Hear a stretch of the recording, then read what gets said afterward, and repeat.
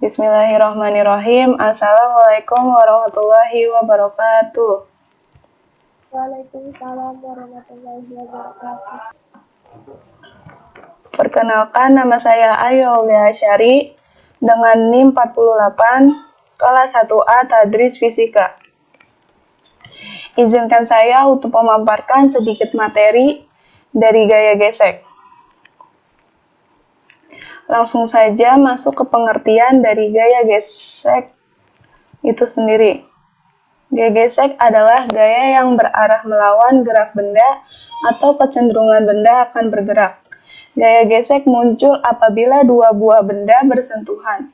Benda-benda yang dimaksud tidak harus berbentuk padat, melainkan membentuk cair ataupun gas. Gaya gesek antara dua buah benda padat, misalnya gaya gesek statis dan gaya gesek kinetik. Sedangkan gaya antara benda padat dan cairan serta gas adalah gaya Stokes. Secara umum, gaya gesek dapat dituliskan sebagai suatu ekspansi deret, yaitu di mana suku pertama adalah gaya gesek yang dikenal sebagai gaya gesek statis dan gaya gesek kinetik. Sedangkan suku kedua dan ketiga adalah gaya gesek pada benda dalam fluida.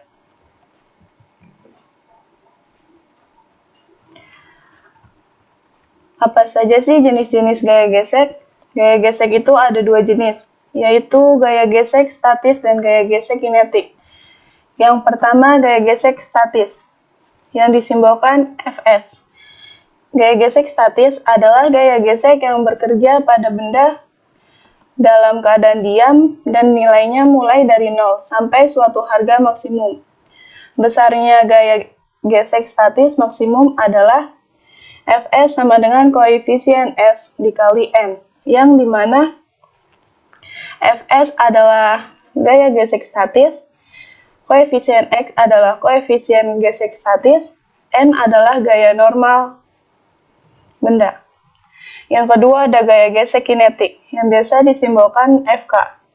Gaya gesek kinetik adalah gaya gesek yang terjadi sewaktu benda bergerak. Gaya ini termasuk gaya disipatif, yaitu gaya dengan usaha yang dilakukan akan berubah menjadi kalor.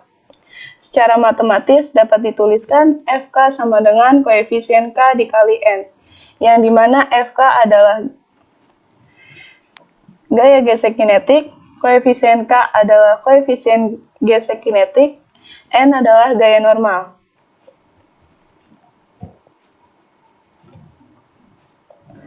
Setelah kita ketahui tentang gaya gesek statis itu apa dan gaya gesek kinetik itu apa, sekarang kita masuk ke contoh dari gaya gesek dalam kehidupan sehari-hari. Contoh dari gaya gesek ini dapat menimbulkan keuntungan dan kerugian. Yang pertama, gaya yang menguntungkan. Ada gaya gesek yang terjadi antara sepatu dengan permukaan tanah. Saat kita sedang berjalan, terjadi sebuah proses aksi dan reaksi.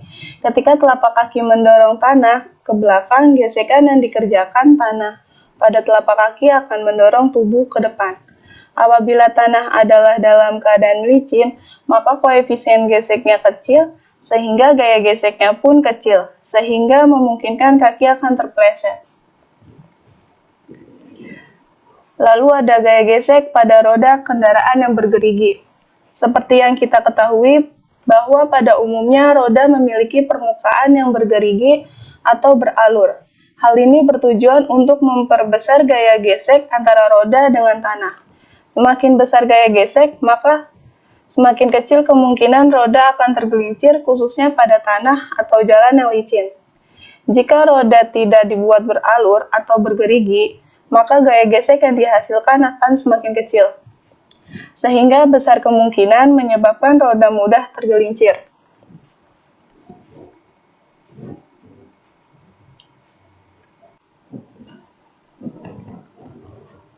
Yang kedua, ada gaya gesek yang merugikan. Ada gesek antara ban kendaraan dengan aspal. Gesekan yang terjadi antara ban kendaraan dengan aspal akan menyebabkan panas pada ban. Selain itu, gesekan tersebut juga dapat menyebabkan permukaan dan semakin menipis. Ketika permukaan ban menipis, maka gerigi pada ban akan semakin halus, sehingga apabila digunakan, kendaraan akan mudah tergelincir karena gaya geseknya dengan aspal. Lalu gesekan antara udara dengan kendaraan. Saat kita mengendarai kendaraan, maka akan terjadi gaya gesek antara kendaraan yang kita kendarai dengan udara. Gaya yang terjadi tersebut tentunya akan mempengaruhi kelajuan kendaraan. Jika gaya gesek yang dihasilkan besar, maka akan memperlambat laju kendaraan tersebut. Untuk dapat mempercepat laju kendaraan, maka dibutuhkan kinerja mesin yang ekstra dan bahan bakar yang lebih banyak. Dan masih banyak lagi contoh dari gaya gesek ini.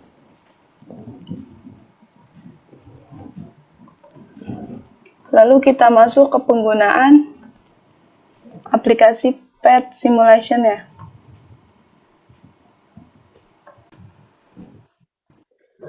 Mula-mula, klik link aplikasi PET yang telah disediakan. Nanti akan muncul seperti ini. Dan sekarang langsung saja percobaan pertama, yaitu pengukuran koefisien gesek statis. Pertama, atur menjadi friction seperti pada layar ya. Ini frictionnya udah jadi watt atau permukaan kasar, dengan koefisiennya itu 0,6.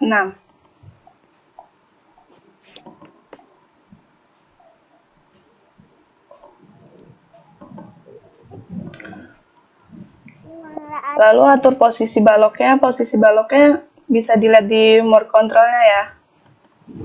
Jadi 8 meter.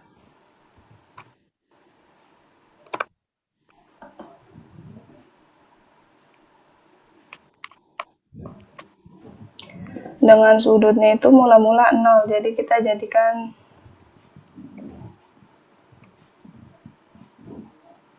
mula-mulanya 30 derajat. Lalu kita klik play di sini ya. Kalau misalkan 30 derajat, sudutnya 30 derajat tidak turun, berarti tinggal diatur aja ininya.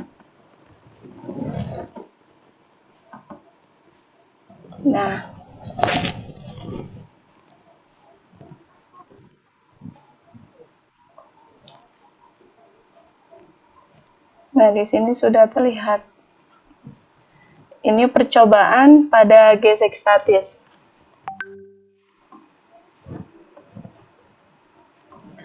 Lalu percobaan kedua yaitu pengukuran koefisien gesek kinetik.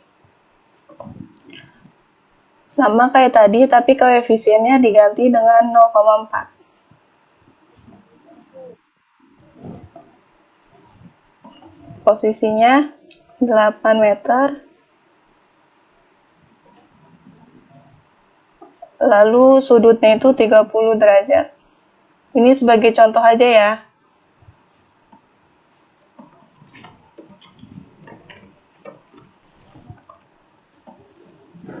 Nah, lalu klik play.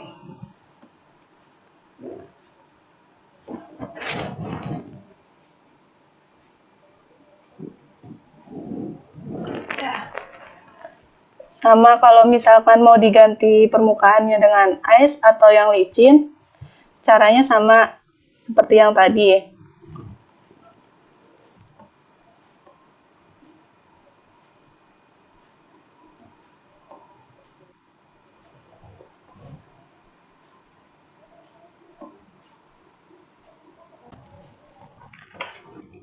Lalu masuk ke contoh soal yang pertama, yaitu balok bermasa 1 kg sedang diam di atas permukaan bidang datar kasar. Koefisien gesek statisnya 0,4 dan percepatan gravitasinya 10 meter per sekon kuadrat. Tentukan nilai gaya gesek statis. Kira-kira yang diketahui apa aja?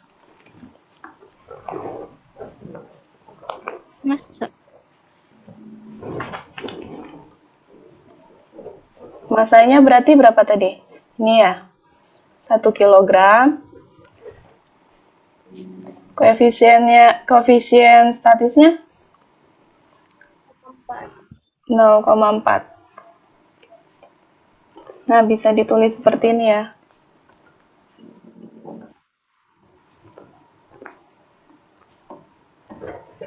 Nah, bisa ditulis seperti itu. Massa baloknya 1 kilo, koefisien statisnya 0,4, gravitasinya jadi 10 Newton, gaya normalnya jadi 10 Newton. Yang ditanya, nilai gaya geseknya. Nah, rumusnya gimana tuh tadi? Ada yang tahu?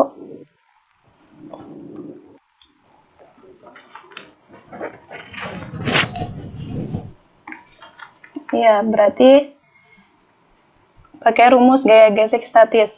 Fs sama dengan koefisien S dikali N. Fs sama dengan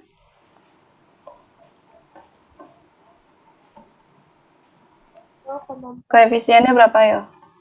0,4 ya? Iya. 0,4 dikali 10 ya gayanya.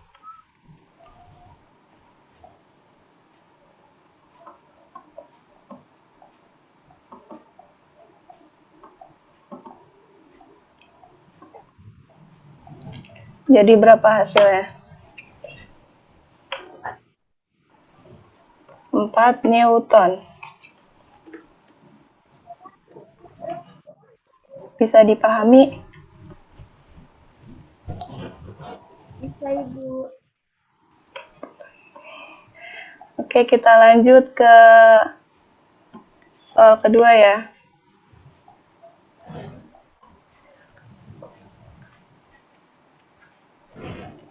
Mana ini?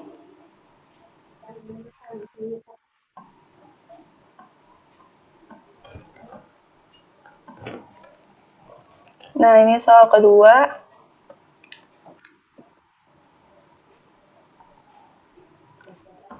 Soal keduanya itu sebuah satelit yang bermassa 3.000 kg dilepaskan dari muatan pesawat ulang-alik dengan bantuan pegas.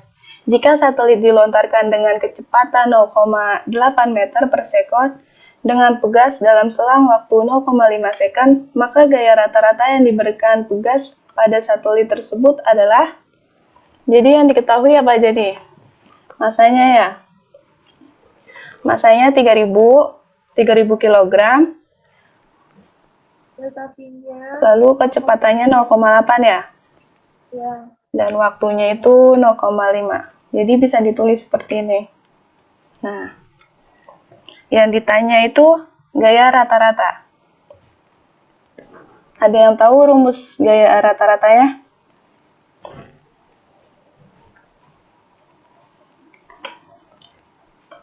Belum ya? Berarti itu gaya rata-ratanya F sama dengan M dikali delta V dibagi delta T. Bisa ditulis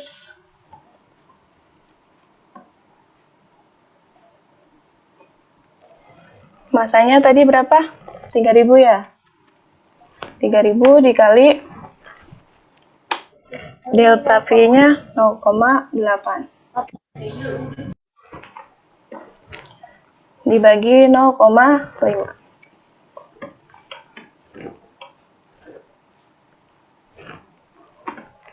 Jadi berapa? Ayo. Jadinya 4.800. Satuannya Newton. Bisa ditulis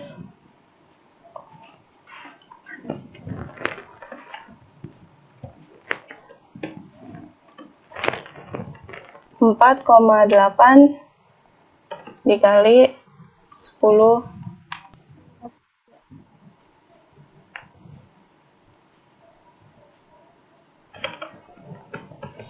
pangkat 2 ya. 10 pangkat 3 Newton. Bisa dipahami? Jadi ini gaya rata-ratanya itu bisa 4.800 Newton atau bisa 4,8 dikali 10 pangkat 3 Newton.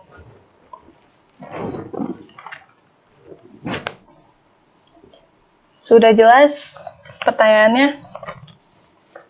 Penjelasannya juga? Sangat dimengerti, Bu. Baik.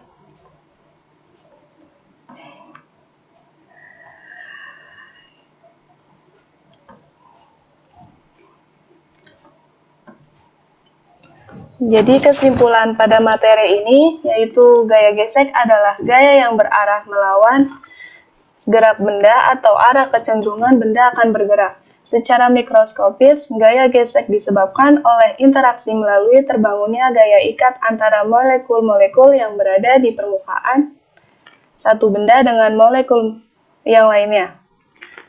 Keduanya saling bersentuhan. Gaya gesek dapat digolongkan menjadi dua macam, yaitu gaya gesek statis dan gaya gesek kinetik. Gaya gesek tentu dapat diterapkan dalam kehidupan sehari-hari yang ditentukannya. Hal itu dapat membawa manfaat, tetapi di samping itu, gaya gesek juga dapat menimbulkan dampak yang bersifat merugikan bagi kehidupan manusia. Mungkin itu saja, kurang lebihnya mohon maaf. Wassalamualaikum warahmatullahi wabarakatuh. Waalaikumsalam warahmatullahi wabarakatuh.